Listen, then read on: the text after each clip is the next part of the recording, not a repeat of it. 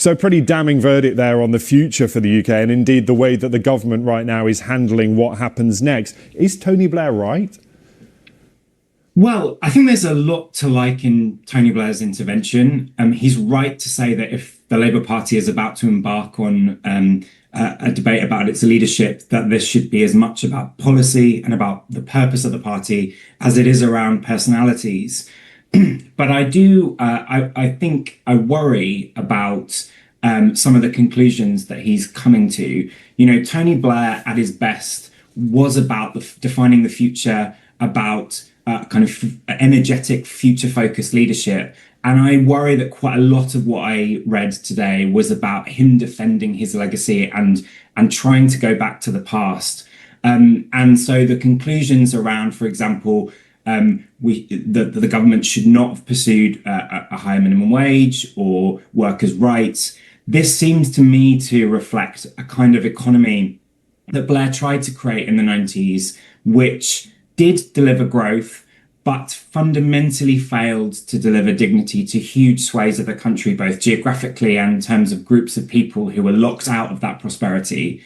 And so I think this misdiagnoses what did and didn't work about the New Labour project and what a Labour government today, or any government today, needs to do in order to speak to that anger that many people feel across the country at stagnant wages, at declining high streets, that is going to need more than just a sugar rush boost to growth through AI, but is going to need fundamental structural reform of our economy. I mean, I think it's fair to say the economy, society is very different from when he was Prime Minister. But at the same time, you know, his argument is based on a lot of those numbers, that there is a growing population and some of the things that we maybe took for granted before, we simply cannot afford without reform, whether that's things like the triple lock or the welfare spending bill.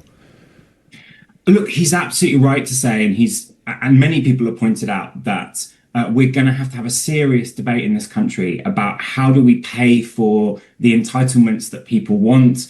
And that is going to be a mixture of tax reform. That's the kind of things that Andy Burnham has been talking about when he talks about property reform. Wes Streeting has talked about CGT reform. But it's also going to have to be looking at entitlements. And I think that's certainly true on the triple lock and also on welfare.